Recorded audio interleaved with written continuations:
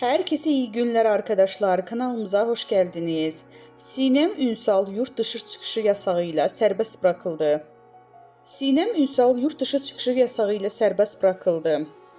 Gözaltı kararı verilen ve ifade vermek üzere Mardin'den İstanbul'a gelen Sinem Ünsal, işlemelerin ardından yurt dışı çıkışı yasağı şeklinde adli kontrol şartlarıyla serbest bırakıldı.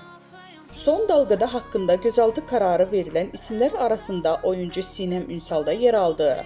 Ünsal ifadesinin ardından yurt dışı çıkış yasağı ile serbest bırakıldı.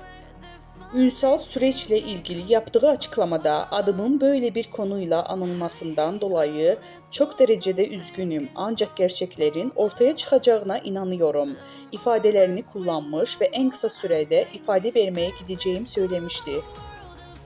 Reytingler rekoru kıran Uzak Şehir dizisinde aile karakterine hayat veren Sinem Ünsal da çekimler için bulunduğu Mardin'den ifade vermek üzere İstanbul'a geldi.